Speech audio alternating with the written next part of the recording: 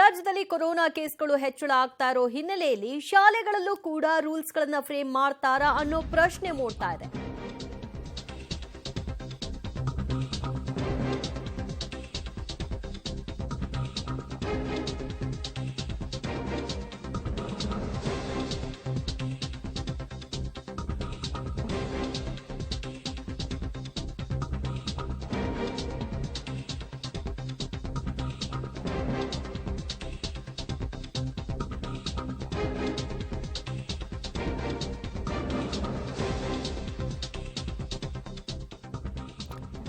ಶಾಲೆಗಳಲ್ಲಿ corona rules ಬರುತ್ತಾ ಅನ್ನೋ ಪ್ರಶ್ನೆಗೆ ಶಿಕ್ಷಣ ಸಚಿವ ಮಧು ಬಂಗಾರಪ್ಪ ಅವರು ಮಹತ್ವದ ಸಭೆಯನ್ನ ನಡೆಸಿ ಮುಂದಿನ ತೀರ್ಮಾನ ಅಂತ ಹೇಳಿದ್ದಾರೆ. ಮಕ್ಕಳು ಮತ್ತು ಪೋಷಕರು ಈಗ ಆಲ್ರೆಡಿ ಜಾಗೃತರಾಗಿದ್ದಾರೆ.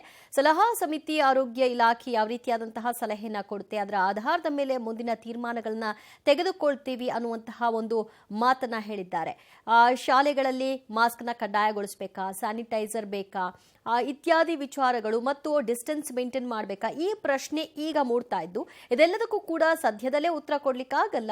ಆರೋಗ್ಯ ಇಲಾಖೆ ಏನ್ ಸಲಹೆನ ಕೊಡುತ್ತೆ ಅದರ ಆಧಾರದ ಮೇಲೆ ಮುಂದಿನ ತೀರ್ಮಾನ ಅಂತ ಹೇಳಿದ್ದಾರೆ ಶಿಕ್ಷಣ ಸಚಿವರು. ನಾವೇನಾದ್ರು ಸುತ್ತೋಲೆ ನಾವು ವೈಯಕ್ತಿಕವಾಗಿ ಕಳಿಸ್ಬೇಕಾ, ಇಲ್ಲಾಂದ್ರೆ ಹೆಲ್ತ್ ಡಿಪಾರ್ಟ್ಮೆಂಟ್ ಇಂದ ಏನ್ ತಗೊಳ್ತಾರೋ ಅದನ್ನೇ ಅನುಸರಿಸಬೇಕಾ? ಯಾಕಂದ್ರೆ ಹೆಲ್ತ್ ಡಿಪಾರ್ಟ್ಮೆಂಟು ಎಲ್ಲ ವಿಭಾಗದ್ದು ಕೂಡ ಅವರು ಅನೌನ್ಸ್ ಮಾಡಿಬಿಡ್ತಾರೆ. ಅದು ಬರೀ ನನ್ನ ಇಲಾಖೆ ಅಂತ ಹೇಳಲ್ಲ. ಆದರೆ ಜನಸಂಖ್ಯೆ ಒಂದೇ ಕಡೆಗೆ ಜಾಸ್ತಿ ಇರ್ತಕ್ಕಂಥದ್ದು ಶಾಲೆಗಳಿರೋದ್ರಿಂದ, ಭಾಳ ಸೂಕ್ಷ್ಮ ಇರೋದ್ರಿಂದ ನಮ್ಮ ಪಾಸ್ಟ್ ಅನುಭವಗಳನ್ನು ತಗೊಂಡು ಅದನ್ನು ನಮ್ಮ ಪ್ರಿವೆನ್ಷನ್ ಪ್ರಿಕಾಷನರಿ ಮೆಟೀರಿಯಲ್ಸ್ ಏನೇನು ಇರ್ತದೆ ಅದನ್ನು ಮಾಡ್ತಕ್ಕಂಥದ್ದನ್ನು. ನೆಗಡಿ ಕೆಮ್ಮು ಇಲ್ಲದೆ ಇದ್ರೂ ಕಳಿಸ್ಬೇಡಿ ಮಕ್ಕಳನ್ನ. ಅಲ್ಲ, ಇಟ್ಸ್ ಓಕೆ, ಅವ್ರು ಕೇಳಿದ್ದಾರೆ. ಬಟ್ ಅದು ನಾನು ಹೇಳಿದ್ನಲ್ಲ, ಈ ಹೆಲ್ತ್ ವಿಚಾರದಲ್ಲಿ ನಾವೇನೇ ಹೇಳಿದ್ರು ಹುಷಾರಾಗಿರ್ಬೇಕಾಗ್ತದೆ, ಭಾಳ ಜವಾಬ್ದಾರಿತವಾಗಿರ್ಬೇಕಾಗ್ತದೆ.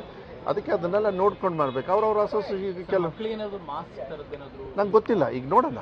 ಅದೆಲ್ಲ ನೋಡಬೇಕು. ಅವೈಲಬಿಲಿಟಿ ನಾವು ಕೊಡೋದಾ, ಅವರೇ ತಗೊಂಡು ಬರ್ತಾರೆ, ಇದೆಲ್ಲ ಇರ್ತವೆ ಮೊಡಾಲಿಟೀಸ್. ನಾವು ಕಾನೂನು ಮಾಡಿದ ತಕ್ಷಣ ಬೇರೆ ಬೇರೆ ರೀತಿಯಲ್ಲಿ ಇಂಪ್ಲಿಮೆಂಟ್ ಆಗ್ತಕ್ಕಂಥದ್ದು ಪ್ರಿಕಾಷನರಿ ಥಿಂಗ್ಸಲ್ಲಿ ನೋಡಿಕೊಂಡು ನಾವು ಮಾಡಬೇಕಾಗತ್ತೆ. ಇನ್ ದ ಇಂಟ್ರೆಸ್ಟ್ ಆಫ್ ಮಕ್ಕಳ ಹಿತದೃಷ್ಟಿಯಿಂದ, ಅವರ ಹೆಲ್ತ್ ಹಿತದೃಷ್ಟಿಯಿಂದ ತೀರ್ಮಾನಗಳನ್ನು ನಾವು ಒಳ್ಳೆ ರೀತಿಯಲ್ಲಿ ತಗೊಳ್ತೀವಿ. ಮಾರ್ಗದರ್ಶನವನ್ನು ಹೆಲ್ತ್ ಡಿಪಾರ್ಟ್ಮೆಂಟ್ ಅನುಗುಣವಾಗಿ ನಾವು ಮಾಡ್ತೀವಿ.